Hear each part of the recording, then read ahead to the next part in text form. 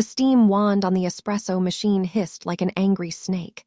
It was a loud, aggressive sound, but it wasn't loud enough to drown out the noise of Vivian's own heart hammering against her ribs. She gripped the stainless steel pitcher with a hand that trembled just slightly. She hated the trembling. It was a weakness. It was a tell. And in her new life, she couldn't afford to have any tells. "Oat milk latte for Brad," Vivian called out, forcing her voice to sound steady and cheerful. A man in a Patagonia vest and expensive running shoes walked up to the counter, grabbed the cup without making eye contact, and walked back to a table where 3 other men were discussing venture capital funding. Vivian let out a breath she didn't realize she had been holding. She wiped her hands on her gray apron. This was her reality now. She was standing in the middle of the Slate, one of the most exclusive, high-end coffee shops in Pacific Heights, San Francisco. This wasn't just a cafe, it was a sanctuary for the ultra-wealthy. The people here didn't worry about rent or safety. They worried about stocks, IPOs, and which private school their kids would get into. It was the perfect place to hide. Vivian reached up and touched her hair. It was thick, dark, and curly, pulled back strictly into a tight, practical bun at the nape of her neck. She used to wear it down. She used to wear bright colors. She used to laugh loud enough to turn heads in a restaurant. But that was before Julian. Now Vivian was a ghost. She had deleted her Instagram, deactivated her Facebook, and smashed her old SIM card with a hammer before tossing it into a dumpster in Oakland. She had moved across the bay to San Francisco, renting a tiny, overpriced studio apartment in the Tenderloin district because it was all she could afford, just so she could work here in Pacific Heights. She chose this job for a specific reason. The manager paid in cash if you worked the early shift, and he didn't ask for too many documents as long as you showed up on time. She looked out the massive glass windows that lined the front of the shop. Pacific Heights was beautiful. It was one of the richest neighborhoods in the United States. The mansions across the street were worth $20 million each. The streets were clean. The police patrolled here constantly. But every time a black SUV slowed down outside the window, Vivian felt a cold spike of adrenaline shoot down her spine. Julian drove a black SUV. She turned back to the grinder, trying to focus on the smell of roasted beans rather than her paranoia. "He doesn't know you're here," she told herself. "He thinks you went to Los Angeles. You are safe." The bell above the front door chimed. It was a soft sound, welcoming and polite, but to Vivian, it sounded like an alarm. She instinctively kept her head down, focusing on wiping the counter, waiting to see who walked in. Usually, it was a nanny pushing a stroller that cost more than a car, or a tech CEO looking for caffeine. But the footsteps were different this time. They were heavy, rhythmic, and purposeful. Clack, clack, clack, hard-soled dress shoes on the polished concrete floor. The chatter in the cafe seemed to dip. The volume of the room lowered. It was a subtle shift, like the air had suddenly been sucked out of the space. Vivian looked up. Standing in the doorway was a man who looked like he had just stepped out of a magazine spread for billionaires. He was tall, Korean, with sharp cheekbones and eyes that were dark, calculating, and utterly terrifying. He wore a navy blue suit that was tailored so perfectly it looked like a second skin. It wasn't flashy, but the fabric screamed money. He didn't look like a customer. He didn't look like he was here for a vanilla latte. He looked like he owned the block. This was Minho. Vivian didn't know his name yet. She only knew that he was staring directly at her. He didn't move toward the line where the customers were waiting. He bypassed the velvet rope entirely. He walked straight toward the counter, his gaze locked on Vivian's face. He wasn't smiling. He wasn't frowning. He was just analyzing her. It felt like he was reading the serial number on her soul. Vivian's hands froze on the counter. Her instinct was to run. Every alarm bell in her head was ringing. Is this him? She thought. Did Julian send someone? Is this a hitman? The man stopped right in front of the register. He placed one hand on the counter. His fingers were long and elegant. On his wrist sat a silver watch that caught the morning light, understated, but clearly worth a fortune. He didn't speak. He just looked at her, his eyes scanning her face, her neck, her hands. Vivian tried to speak. Can I help you, sir?" Her voice cracked. She hated herself for it. The man didn't answer immediately. He leaned in closer. The smell of expensive cologne, sandalwood, and cold ocean air drifted over the counter. The tension was thick enough to choke on. The other customers were watching now. They knew who he was. Vivian could see the deference in their eyes. They were terrified of him, too. "Now, before we continue with what happened next, I need you to do something real quick. If you're watching this and you haven't subscribed yet, please go ahead and hit the subscribe button right now. Also, drop a comment about your favorite part of the story and tell me what city you're watching from. I love seeing where all my viewers are tuning in from. And if you're watching without subscribing, I see you. Don't be shy. We're family here. Subscribe now and let's keep going." The man, Minho, didn't order a coffee. He didn't ask for a menu. Instead, he walked around the side of the counter. Vivian gasped and took a step back, her back hitting the espresso machine. "Sir, you can't come back here. This is for employees only." Minho didn't stop. He walked right into her personal space. The counter was narrow, and suddenly he was everywhere. He towered over her. Up close, he was even more intimidating. His skin was flawless, his jawline sharp enough to cut glass, but his eyes were cold. He stopped inches from her. He looked down at her hands, which were now gripping her apron so hard her knuckles were turning yellow. "You're trembling," Minho said. His voice was deep, smooth, and shockingly calm. It wasn't a question, it was a statement of fact. Vivian swallowed hard. "I had too much caffeine, I'm fine." Minho tilted his head slightly. He reached out. Vivian flinched, closing her eyes, expecting a blow, expecting violence, because that's what she was used to. But nothing hit her. She opened her eyes. Minho had reached past her to adjust the temperature dial on the grinder, but he wasn't looking at the machine. He was looking at her reaction. He had tested her. He wanted to see if she would flinch. "People who drink too much caffeine don't flinch like they are about to be struck," Minho said softly. He lowered his hand. "You are terrified. Who are you afraid of?" Vivian's heart stopped. She couldn't breathe. "He knows," she thought. "He can see right through me." "I don't know what you're talking about," Vivian lied. She tried to sound defiant, tried to channel some of the old Vivian, the one who didn't take nonsense from anyone. "I need to get back to work. If you aren't going to order, you need to leave. My boss won't like you being back here." A small, dry chuckle escaped Minho's lips. It was a terrifying sound because it held zero humor. He turned slowly and looked out at the café. He looked at the managers, the other baristas, the customers. He raised one hand in a lazy gesture. Immediately, the floor manager, a guy named Rick who usually yelled at everyone, came rushing over. Rick looked sweaty and nervous. "Mr. Kim," Rick stammered, bowing his head slightly.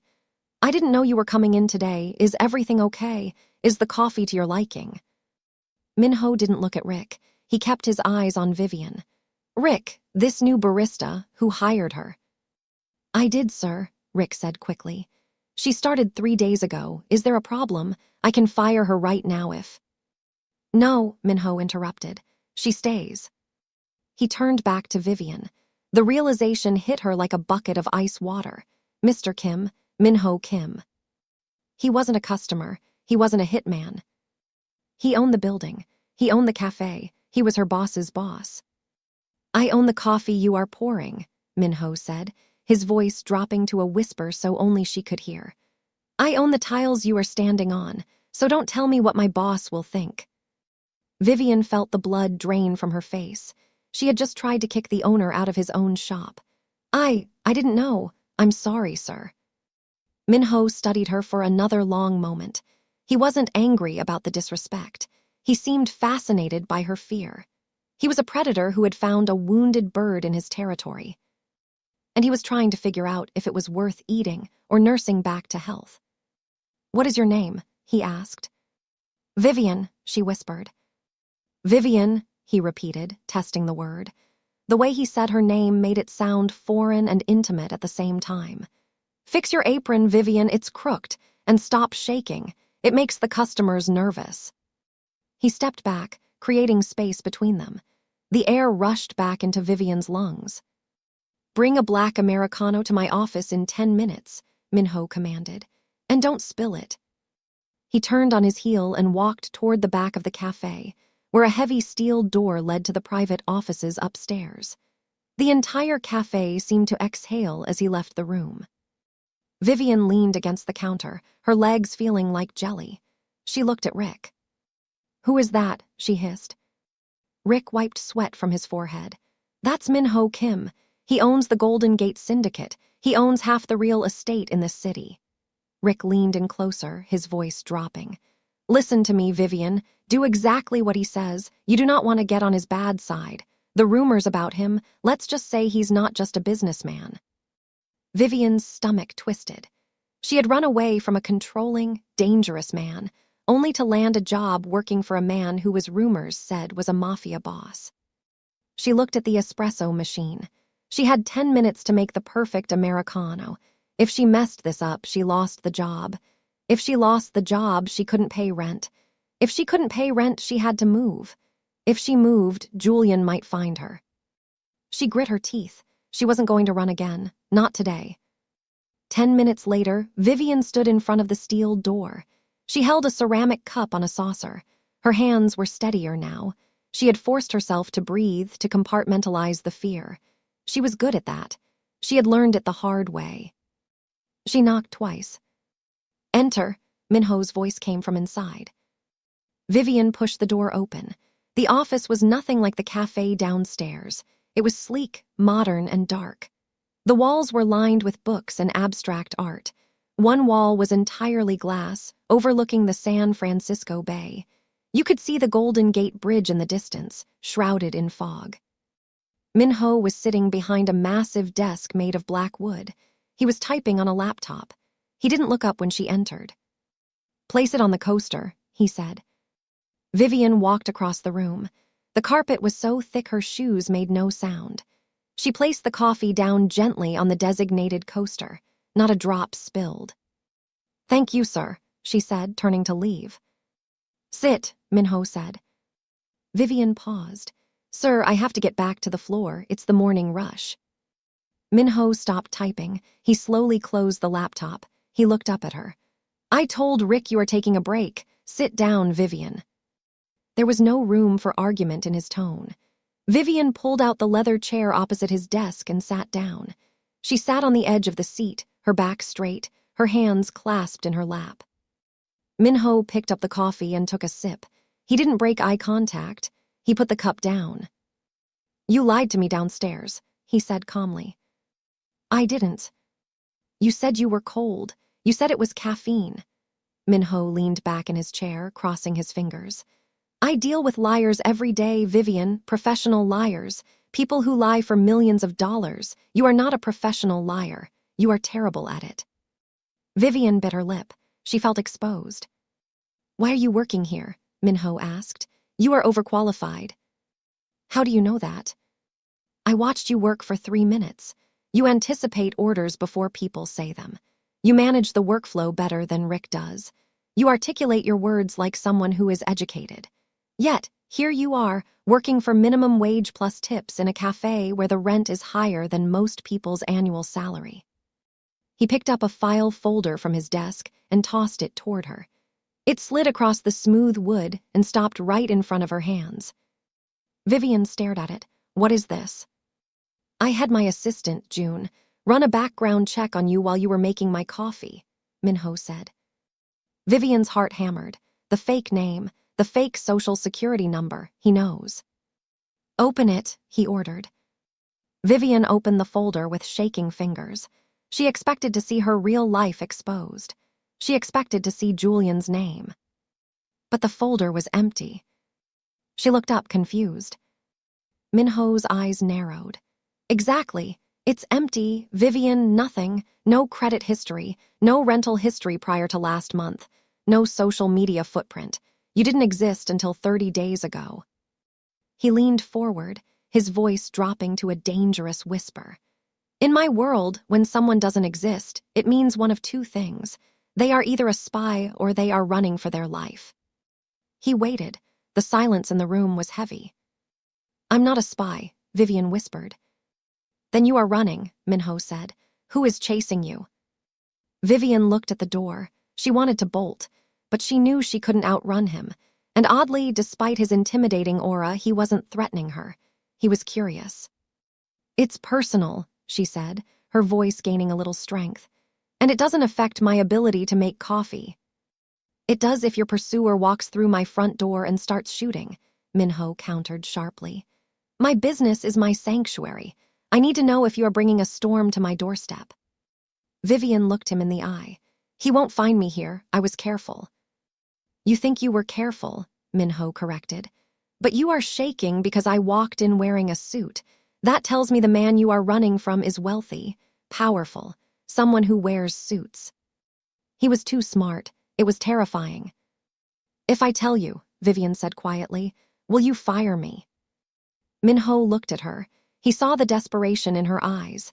He saw the bruise on her spirit, even if there were no bruises on her skin.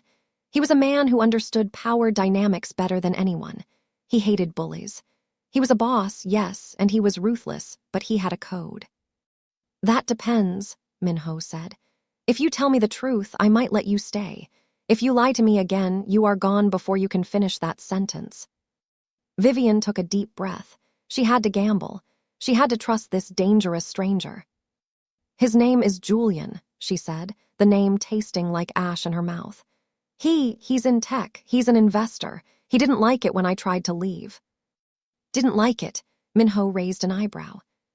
He told me that if I ever left him, he would make sure I never worked in this state again. He said he would ruin me. He gets violent when he doesn't get his way. Minho's expression didn't change, but his eyes darkened. A shadow passed over his face. He tapped his finger against the desk. Julian, Minho said. Julian Vance. Vivian's eyes went wide. How do you know his last name? Minho didn't answer. A small, cold smile touched his lips. It wasn't a nice smile. It was the smile of a wolf who just realized dinner was serving itself. Julian Vance comes to this café, Minho said. He sits at table 4. He drinks oat milk cappuccinos. And he owes my associates a significant amount of money from a poker game in Macau 3 years ago. Vivian felt the room spin. He comes here. Rarely, Minho said, but he is in the city. Vivian stood up, her chair scraping loudly against the floor. I have to go. I can't work here, if he comes here. Sit down, Minho barked. It was a command, sharp and absolute. Vivian froze. If you run, he will find you, Minho said, his voice lowering to a calm, reasonable tone. He has resources. You have an apron and a fake ID. You will lose. So what do I do? Vivian asked, tears pricking the corners of her eyes. I can't stay here waiting for him to walk in. Minho stood up. He walked around the desk. He moved with a grace that was almost unnatural. He stopped in front of her, leaning against the edge of the desk, crossing his arms over his chest. You stay, Minho said. You work, you make my coffee, you keep your head down. But... And, Minho interrupted, his eyes locking onto hers with an intensity that made her knees weak. You let me handle Julian Vance. Why? Vivian asked. Why would you help me? You don't even know me. Minho looked at her. He looked at the curly bun that was starting to come loose. He looked at the defiance hidden under her fear. Because, Minho said softly, I don't like it when people touch things that belong to me. I don't belong to you, Vivian said, a spark of anger flaring up. Minho smirked. You work in my shop. You wear my apron. For the 8 hours you are on that clock, you are under my protection, and nobody threatens my employees, not even Julian Vance. He pushed a button on his desk phone. June, come in here. The door opened instantly. A younger Korean man in a sharp gray suit walked in. He held a tablet. Yes, boss, June asked. Update the security protocols for the café, Minho said, never taking his eyes off Vivian. I want a guard posted at the rear exit, and flag Julian Vance's license plate in the perimeter system. If he gets within 2 blocks of this building, I want to know. Understood, June said. He glanced at Vivian, surprised, but asked no questions. He turned and left. Minho looked back at Vivian. Go back to work, Vivian. You're safe now. Vivian stared at him. She didn't know if she was safe or if she had just traded one devil for another. But looking at Minho, standing there in his navy suit like a king in his castle, she realized one thing. Julian Vance was scary, but Minho Kim was terrifying. And for the first time in months, she felt a tiny glimmer of hope. Because maybe, just maybe, it took a monster to scare away a monster. Thank you, she whispered. Don't thank me yet, Minho said, turning back to the window to look at the city he ruled. Just make sure tomorrow's coffee is hotter. The lunch rush in Pacific Heights was a different kind of beast. In other parts of the city, lunch meant people grabbing a sandwich and rushing back to cubicles. At the Slate, lunch was a social performance. The café filled with women in athleisure, where that cost thousands of dollars, discussing charity auctions, and young tech founders in hoodies pitching startups over matcha lattes. Vivian was drowning in orders. I need 2 oat milk cortados, dry. A woman in oversized sunglasses barked, not looking up from her phone. Coming right up, Vivian said, her hands moving automatically. She was in the zone. Grind, tamp, pull, steam, pour. It was a rhythm that usually calmed her, but today her nerves were frayed wires. Minho had been in the cafe for 3 hours. He hadn't left. He sat at a corner table, table 3, which offered a panoramic view of the entire floor and the street outside. He had a laptop open, and occasionally men in suits would come in, whisper something to him, leave a folder, and walk out. He looked like a king holding court. Every time Vivian looked up, she felt his eyes on her. He wasn't staring lecherously. He was watching her like a bodyguard watching a client. It was unnerving, yet strangely grounding. The fog that had blanketed San Francisco all morning began to lift, revealing the stark, bright California sun. It glared off the windshields of the cars passing by on the street. Vivian turned to the espresso machine to flush the group head. The noise of the cafe was a dull roar. Then she saw it. Through the floor-to-ceiling glass, a vehicle slowed down. It was a black Range Rover, tinted windows, custom rims. It looked exactly like Julian's car. It crept along the curb, crawling at a pace that suggested the driver was looking for someone. Vivian's heart stopped beating. The blood in her veins turned to ice. He found me. The thought was a scream in her mind. The cafe, the customers, the smell of coffee, it all vanished. All she could see was that black metal beast prowling outside the glass. She was holding a heavy ceramic mug in her left hand. Her fingers went numb. Crash. The sound was explosive. The mug hit the concrete floor and shattered into a dozen jagged white pieces. Hot water splashed onto Vivian's ankles, but she didn't feel the burn. She was paralyzed, her eyes locked on the car outside. The cafe went silent.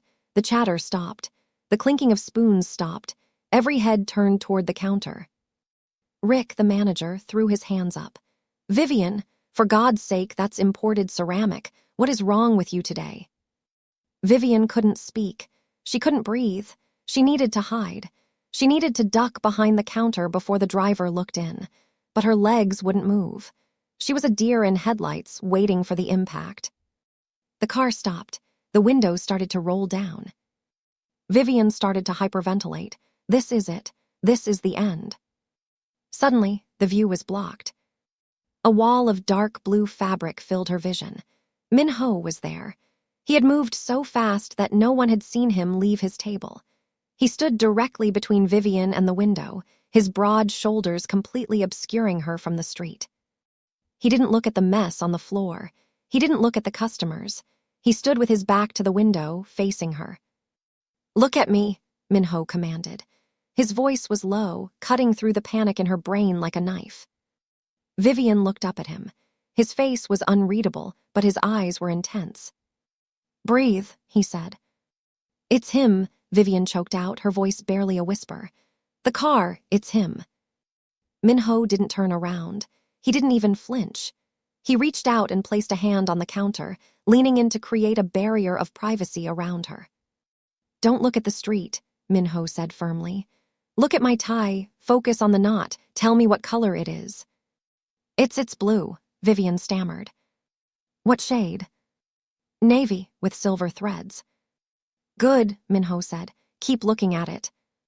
Behind Minho, through the edges of his silhouette, the car window finished rolling down. A woman with blonde hair leaned out to check her makeup in the side mirror. Then the car accelerated and drove away. It wasn't Julian. Minho, who had been watching the reflection in the espresso machine behind Vivian, relaxed his shoulders by a fraction of an inch. It's gone, he said. It wasn't him. Vivian let out a shuddering breath, her knees buckling. She grabbed the edge of the counter to hold herself up. The adrenaline crash hit her hard. Rick came storming over, a dustpan in his hand. Mr. Kim, I am so sorry about this. She's clumsy. I'll dock it from her pay. Minho held up a hand, silencing Rick instantly. Clean up the ceramic, Rick, Minho said coldly, and do not speak to her. He looked back at Vivian. Go to the back, wash your face. You look like you've seen a ghost. I can't leave the floor, Vivian whispered, conscious of the customers staring.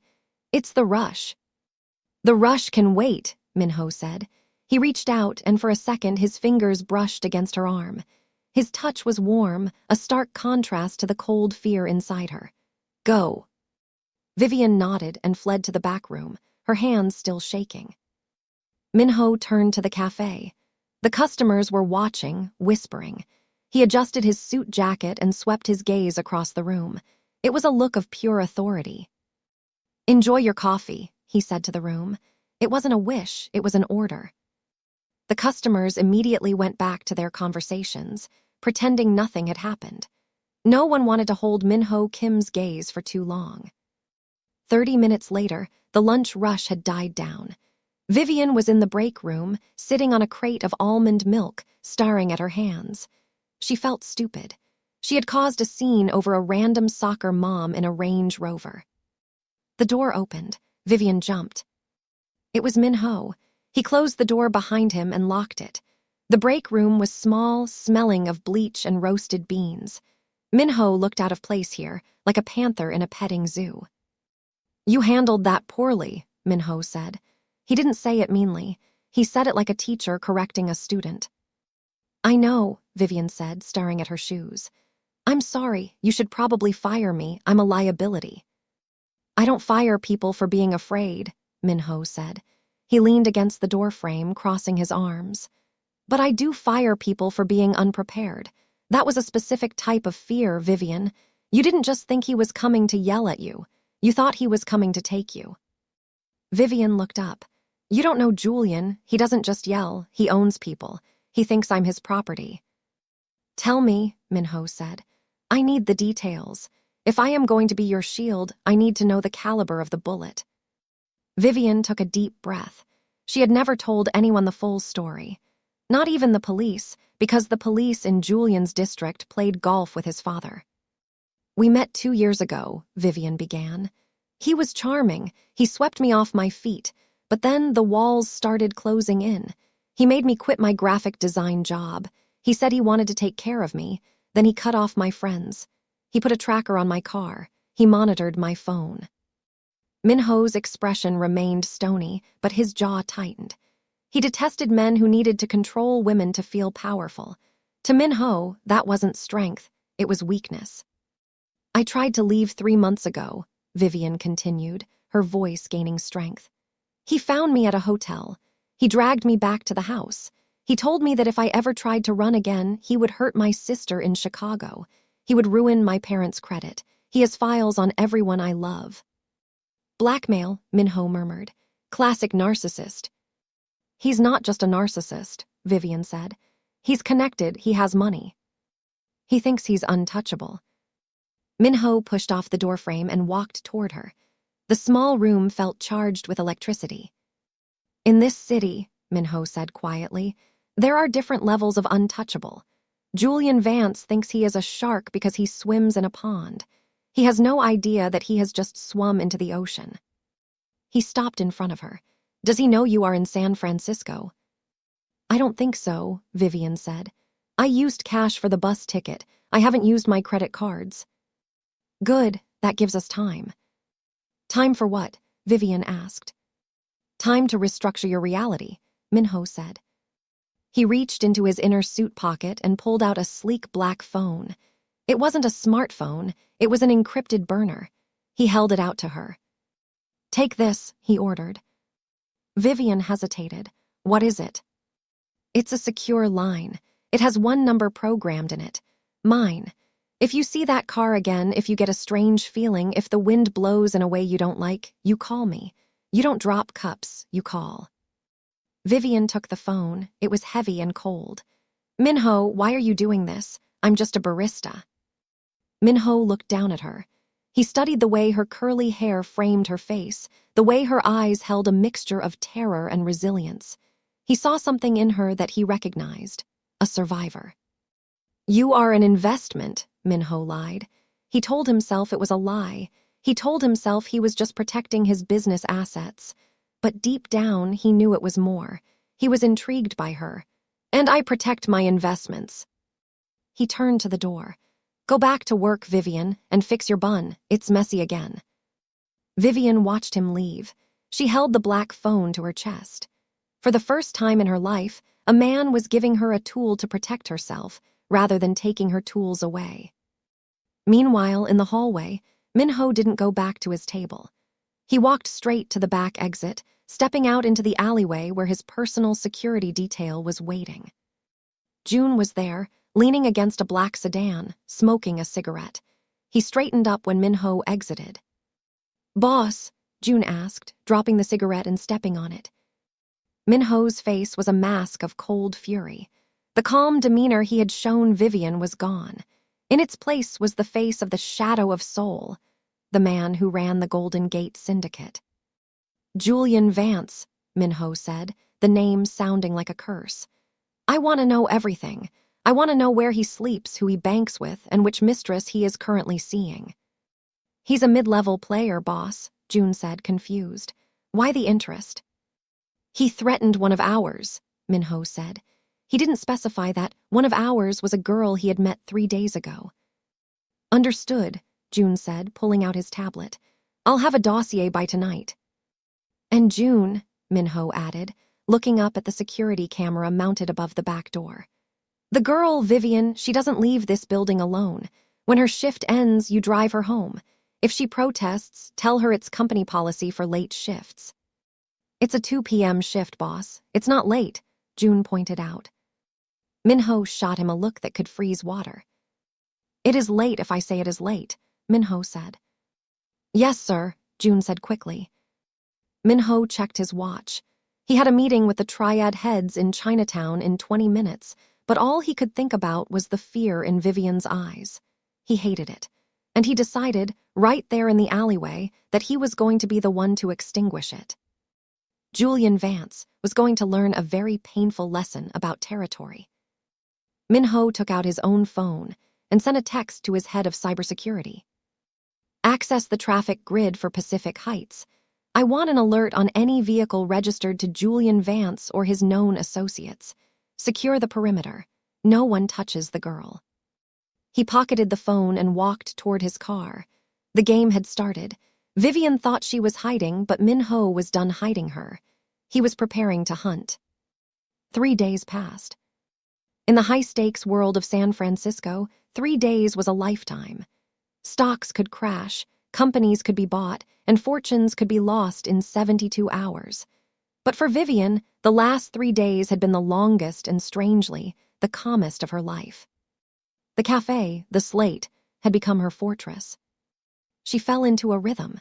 The early morning fog would roll down the hills of Pacific Heights, dampening the sound of the city. She would arrive at 5:30 a.m. Minho's security team, she now recognized them, 2 stoic men in black suits who stood across the street pretending to read newspapers, would nod at her as she unlocked the door. Minho was always there by 8:00 a.m. He had never been a regular presence in the café before she started, according to Rick. But now, he was a fixture. He claimed he was auditing the workflow, but everyone knew that was a lie. He sat at table 3, the one with the best vantage point of the entrance and the counter. He worked on his laptop, took meetings with dangerous-looking men who spoke in hushed tones, and drank the Americanos Vivian made him. He watched her. It wasn't a predatory gaze, it was a tether. Whenever a customer raised their voice or a loud car backfired outside, Vivian's eyes would snap to Minho. And every single time he was already looking at her, offering a subtle nod or a calm look that said, "I am here. You are safe." Vivian started to breathe again. She started to let her guard down. She even wore her curly hair a little looser, a few tendrils escaping the strict bun she had mandated for herself. It was Wednesday afternoon. The café was quiet, the lull between the lunch rush and the afternoon caffeine fix. The air smelled of roasted Ethiopian beans and rain. "Vivian," Minho called from his table. Vivian wiped her hands on her apron and walked over. She didn't tremble anymore when she approached him. "Yes, sir." Another Americano. Minho looked up from a stack of documents. He looked tired. There were shadows under his eyes, hinting at the fact that he ran a criminal empire by night while protecting a barista by day. "No," he said. "Sit for a moment. Rick can handle the register." Vivian glanced at Rick, who was busy reorganizing the pastry case and avoiding eye contact with Minho at all costs. She sat down opposite him. "You look different today," Minho observed. "I slept," Vivian admitted, a small smile touching her lips. "For the first time in months, I actually slept through the night." "Good," Minho said. He leaned back, the leather chair creaking. "Sleep is essential. Fear burns calories you need to replenish." "Minho," Vivian started, using his name. It felt bold, but he didn't correct her. "Why are you doing all this? The security outside, the drive home with June, I'm just nobody." Minho's eyes locked onto hers. They were dark, endless pools of intelligence. "You aren't nobody, Vivian. You are someone who had the courage to leave a cage. I respect that. Most people stay in the cage because they are afraid of the wild. You chose the wild." Vivian felt a flush rise in her cheeks. It wasn't just gratitude she was feeling. It was attraction. A dangerous, ill-advised attraction to a man who was clearly more dangerous than the one she had left. Just then, the cafe landline rang. It sat on the counter behind the bar. Usually, it was vendors calling about milk deliveries or customers asking about Wi-Fi. "I should get that," Vivian said, standing up. "Let Rick get it," Minho said dismissively. "Rick is in the back grabbing croissants. It'll stop ringing in a second." Vivian walked back to the counter. She picked up the receiver. "The Slate, Pacific Heights. How can I help you?" she said, her voice bright and professional. There was silence on the other end. Vivian frowned. "Hello, is anyone there?" For a moment, all she heard was heavy breathing. Then, a voice that made her blood turn into slush cut through the line. "Did you think a coffee shop in Pacific Heights could hide you, Vive?" The world tilted. Vivian gripped the edge of the counter so hard her fingernails dug into the wood. The voice was smooth, arrogant, and terrifyingly familiar. "Julian," she whispered. She couldn't help it. The name slipped out like a curse. "I have to give it to you, babe," Julian said, his tone conversational, like he was asking about the weather. "You got creative. A barista, really, with your degree. It's kind of pathetic, honestly. But don't worry, I'm coming to rescue you from that apron." "How?" Vivian's voice failed her. "How did you find me?" "I have money, Vivian. Money buys eyes. A private investigator found a receipt, one slip-up. That's all it takes." Julian laughed, a cold, sharp sound. "I'm in the city, I'm close. Actually, I'm about 3 minutes away. Make sure my cappuccino is ready. Dry foam, you know how I like it." Click, the line went dead. Vivian stood frozen. The receiver still pressed to her ear. The dial tone buzzed, mocking her. 3 minutes. Panic, raw and primal, exploded in her chest. She dropped the phone. It clattered onto the counter, knocking over a jar of sugar packets. She spun around. Her eyes found Minho.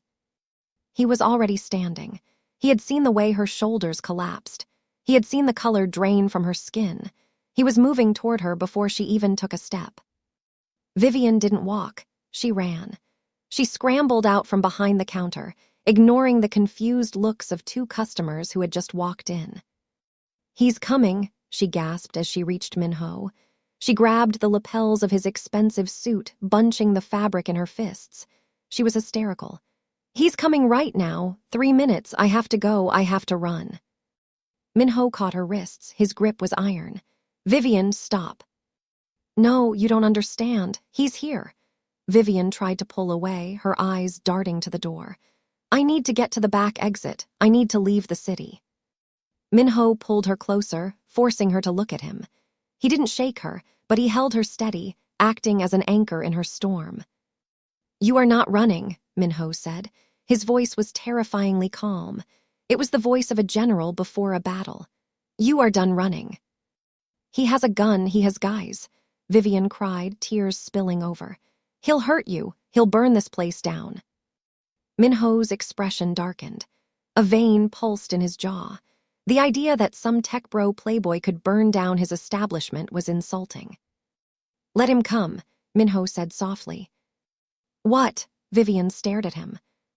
"You are on my territory," Minho said. He released her wrists and buttoned his jacket. He adjusted his cuffs. He looked immaculate. He looked lethal. "Go stand behind the counter." "Minho, please." "Go stand behind the counter," he repeated, his voice leaving no room for argument. "Make a cappuccino, dry foam." Vivian's jaw dropped. "How did you know?" "I heard you on the phone. I read lips," Minho lied. He didn't read lips. He had just guessed the type of man Julian was. "Do it. Show him you are working. Show him you are not afraid." Vivian shook her head, trembling. "I'm afraid." Minho stepped close to her, lowering his voice to a whisper against her ear. "Then borrow my courage, because I have enough for both of us. Now go." Vivian swallowed a sob. She looked at the door, then back at Minho. She trusted him. Against all logic, she trusted him. She turned and walked back behind the counter. Her hands were shaking so bad she could barely hold the milk pitcher. She started the machine. The grinder whirred. Minho didn't go back to his table. He walked to the center of the room. He stood there, relaxed, one hand in his pocket, waiting. 2 minutes later, the bell above the door chimed. It wasn't a polite chime this time. The door was thrown open with force. The wind from the street rushed in, carrying the sound of traffic and the smell of exhaust. The atmosphere in the café shifted instantly. It was as if the temperature dropped 10 degrees. Julian Vance walked in. He looked exactly as Vivian remembered, which made it worse. He was handsome in a generic, polished way. He wore a cashmere sweater that probably cost $2,000, dark jeans, and designer loafers. He had the confident, swaggering walk of a man who had never been told no in his entire life. He didn't look at the menu. He didn't look at the other customers. His eyes scanned the room and locked onto Vivian instantly. A smirk curled his lips. It was a possessive, triumphant smirk. "There she is," Julian said loud enough for the room to hear. "The runaway bride." Vivian froze. She was holding the cappuccino pitcher. She felt sick. The trauma of the last 2 years came rushing back, the gaslighting, the threats, the feeling of being small. Julian strode across the cafe floor. He ignored the velvet rope. He ignored Rick, who tried to step forward and then retreated when he saw the look in Julian's eyes. Julian marched right up to the counter. He leaned over, placing both hands on the surface, invading her space. "Playtime is over, Vive," Julian said, his voice dropping to a menacing purr. "Get your bag, the car is outside." Vivian's voice was stuck in her throat. "I'm working. Leave me alone, Julian." "Working," Julian laughed. He reached out and flicked her name tag. "You're serving coffee to hipsters. It's embarrassing. I'm doing you a favor. Now come on, don't make me drag you." He reached over the counter. His hand shot out and grabbed Vivian's forearm. His grip was painful, digging into her skin. "No," Vivian cried out, trying to yank her arm back. "Stop making a scene," Julian hissed, his nice guy mask slipping. "You're coming with me right now." He pulled. Vivian stumbled forward, knocking over a stack of cups. Suddenly, a shadow fell over them. A hand, large, strong, and impeccably manicured, clamped down on Julian's shoulder. It wasn't a friendly tap. It was a vice grip. It was the kind of grip that crushed muscle against bone. Julian gasped, his eyes flying wide. He tried to shrug it off, but the hand didn't move. It was like being grabbed by a statue. "Let go of her," a deep voice said. Julian turned his head, wincing in pain. He looked up. Minho was standing there. He wasn't yelling. He wasn't posturing. He was simply existing in a state of controlled violence. His face was a mask of indifference, but his eyes were burning with a cold, blue fire. "Who do you think you are?"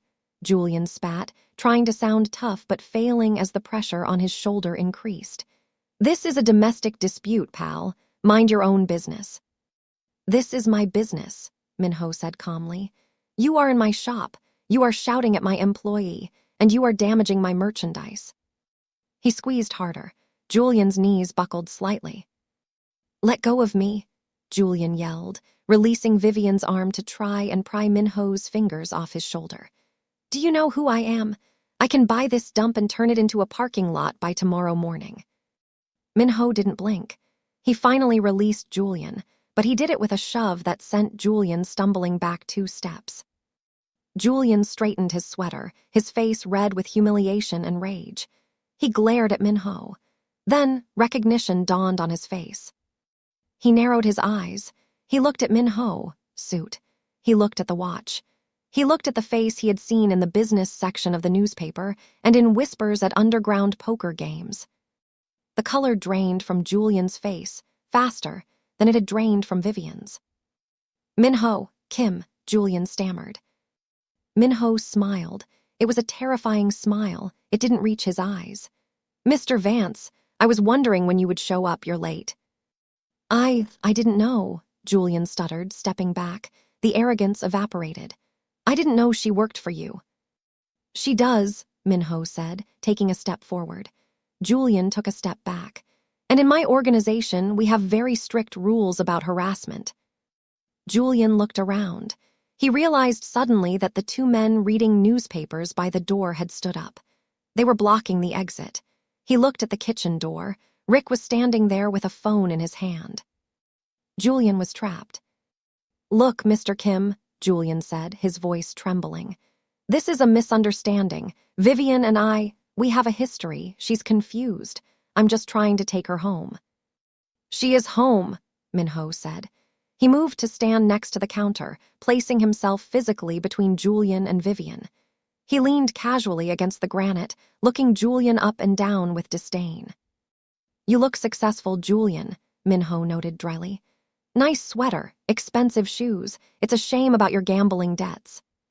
Julian froze. "What?" "The syndicate holds your paper," Minho said softly, so only Julian and Vivian could hear. 200,000 from the game in Macau, another 50 from the private room in Vegas. You've been dodging the collectors for 6 months.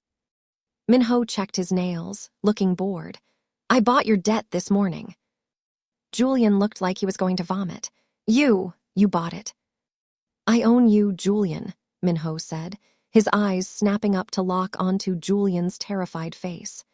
"I own your debt. I own your reputation. And right now you are standing in my café touching my property." Minho gestured to Vivian. "Bad move," Minho whispered. Julian looked at Vivian. He looked at Minho. He realized the colossal mistake he had made. He hadn't just tracked down an ex-girlfriend. He had walked into the den of a lion and tried to steal the lion's favorite toy. "I can pay," Julian squeaked. "I can wire the money today." "Money isn't the issue anymore," Minho said. He stood up straight, his full height looming over Julian. "The issue is that you upset her, and I don't like it when she is upset. It ruins the coffee." Minho pointed a finger at a table in the corner. It was a command. "Sit," Minho ordered. "We are going to have a chat, and if you try to run, well, my security team outside hasn't had any exercise this week." Julian looked at the door. The 2 men in suits cracked their knuckles. Defeated, Julian lowered his head. He walked over to the table and sat down, looking small and broken. Minho turned to Vivian. Her eyes were wide, filled with shock and awe. She was clutching her wrist where Julian had grabbed her. Minho reached out and gently took her hand. He inspected the red marks forming on her skin. His touch was feather-light. "Are you all right?" he asked softly. Vivian nodded, unable to speak. "Good," Minho said. "Make me that Americano now. I have business to conduct." He turned and walked toward the table where Julian was waiting, radiating an aura of absolute power. Vivian watched him go, realizing that her life had just changed irrevocably. She wasn't the victim anymore. She was with the king. The café was quiet. The other customers, sensing the shift in atmospheric pressure, had mostly cleared out. The few who remained pretended to be engrossed in their laptops, but their headphones were turned off. They were listening. Minho sat opposite Julian at table 4. He sat comfortably, one leg crossed over the other, his posture relaxed. Julian, on the other hand, was sweating profusely. He kept dabbing his forehead with a napkin, his eyes darting to the security guards at the door. Vivian watched from behind the espresso machine. She had made the Americano, but she hadn't brought it over yet. She was frozen, witnessing the dismantling of her nightmare. "So," Minho began, his voice low and conversational, "let's discuss your portfolio, Julian."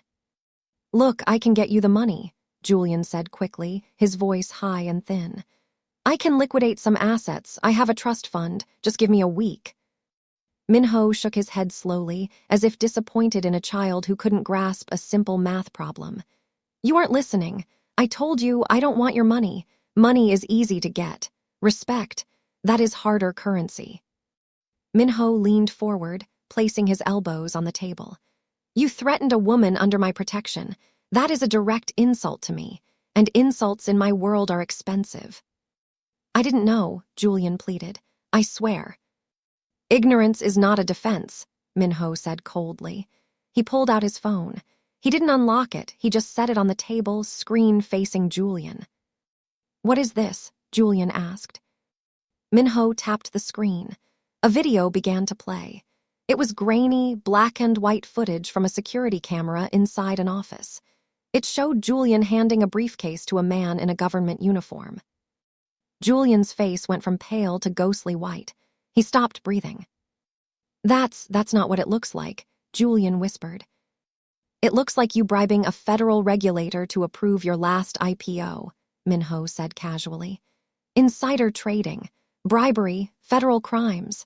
That's 15 years in prison, Julian, minimum security if you're lucky, but with your attitude, you won't do well in prison." Julian looked at Minho with pure horror. "Where did you get that?" "I know everything that happens in this city," Minho said. "I have files on everyone, just in case." Minho picked up the phone and pocketed it. "Now, here are your options. Option A, you stay in San Francisco. You try to bother Vivian again. I send this video to the SEC and the FBI within the hour. Your life is over. You go to jail. Your family disowns you." Minho paused, letting the threat hang in the air like smoke. "Option B," Minho continued. "You leave. Today, you get on a plane to, let's say, London, or maybe somewhere further. Singapore is nice this time of year. You never come back to California. You never contact Vivian. You forget she exists." Julian swallowed hard. He looked at Vivian behind the counter. He looked at Minho's cold, unforgiving eyes. He realized he had been playing checkers while Minho was playing 4D chess. "If I leave," Julian whispered, "the debt is gone." "The debt is forgiven," Minho said. "Consider it a severance package." Julian stood up. His legs were shaking. He looked at Vivian one last time. There was no love in his eyes, only fear and resentment, but he said nothing. He turned to Minho and nodded once. "I'm leaving," Julian said. "Smart choice," Minho said. He didn't stand up. He didn't offer a handshake. "My men will escort you to the airport to ensure you don't get lost on the way." Julian flinched as the 2 security guards approached him. They flanked him, taking his arms not gently. As Julian was marched out of the café, stripped of his dignity and his power, Vivian let out a long, shuddering breath. The monster wasn't under the bed anymore. The monster had been evicted by the landlord. Minho stayed in his seat for a moment after the door closed. He adjusted his cufflinks. Then, he stood up and walked to the front door. He flipped the sign to closed and locked the deadbolt. The silence in the café was profound. Minho walked over to the counter. Vivian was still standing there, gripping the edge of the granite. She was trembling again, but this time it was the aftershock of relief. "Vivian," Minho said softly. She looked up at him. Tears were streaming down her face.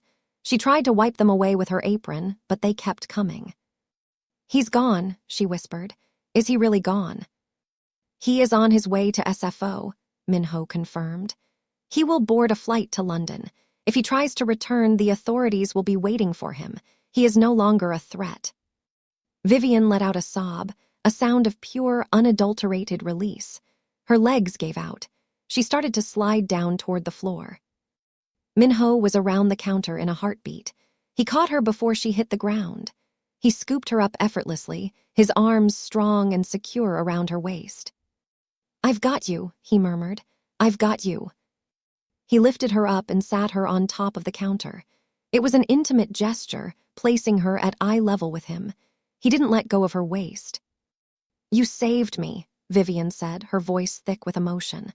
"I don't know how to thank you. You barely know me, and you—" "I know enough," Minho interrupted. He reached out and brushed a tear from her cheek with his thumb. His skin was rougher than she expected, calloused from work or perhaps violence, but his touch was tender. "Why?" Vivian asked again. "Why did you do it?" Minho sighed. He looked down for a moment, then back into her eyes. The mask of the mafia boss slipped, revealing the man underneath. "I have spent my life building walls," Minho said quietly. "I build empires, I build fortresses, I keep people out. But 3 days ago I walked in here and saw you. You were terrified, shaking, hiding behind an apron. But you were still standing. You were fighting a war all by yourself." He leaned in closer.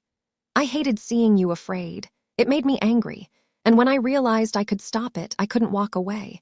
You belong here, Vivian. You belong in the light, not hiding in the shadows."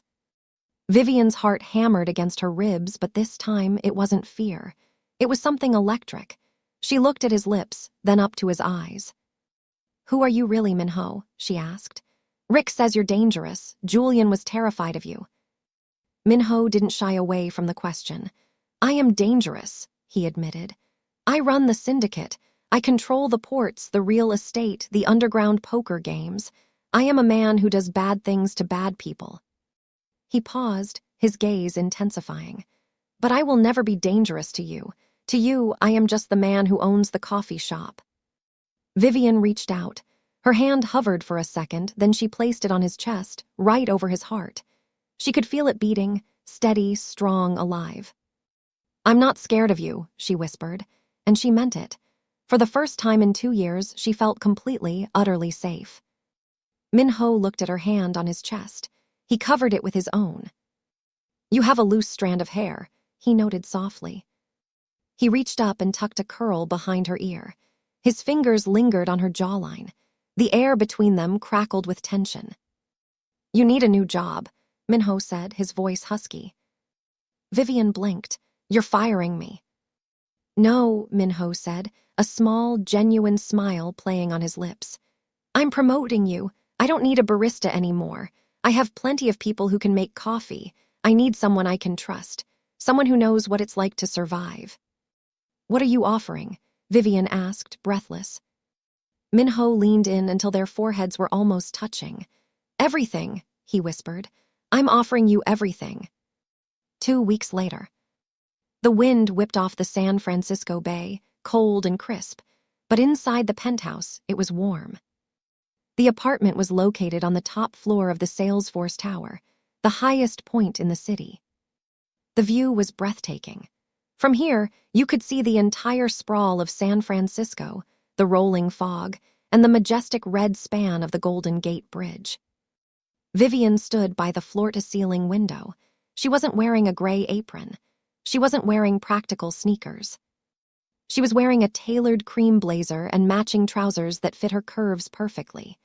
Her hair was no longer in a tight, restrictive bun. It was loose, a halo of dark curls cascading down her shoulders, free and wild. She held a glass of champagne in her hand. Thinking, a voice came from behind her. Vivian turned. Minho walked into the room. He had ditched the tie, his white dress shirt unbuttoned at the collar. He looked relaxed, happier. "Just looking at the view," Vivian said. "It looks different from up here." "Everything looks different when you aren't looking over your shoulder," Minho said. He walked over to her and wrapped his arms around her waist from behind, pulling her back against his chest.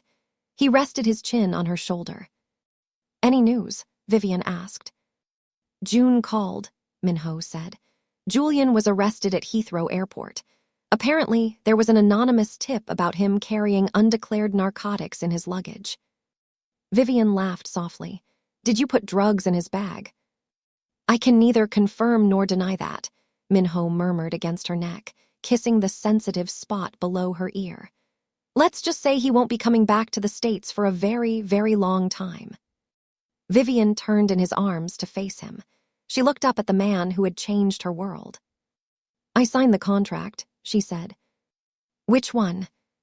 "The management contract for the café chain, and the nonprofit for domestic abuse survivors you want to start funding." Minho nodded. "Good, you'll run it better than anyone. You have the fire for it." "I do," Vivian agreed. She felt powerful. She felt seen. Minho looked at her with an expression of pure adoration mixed with respect. "You know, Vivian, I hired a barista because I needed coffee. I didn't expect to find a queen." Vivian smiled, a radiant, genuine smile that lit up the room. She stood on her tiptoes and kissed him. It was a kiss of gratitude, of passion, and of promise. "And I took a job to hide," she whispered against his lips. "I didn't expect to be found."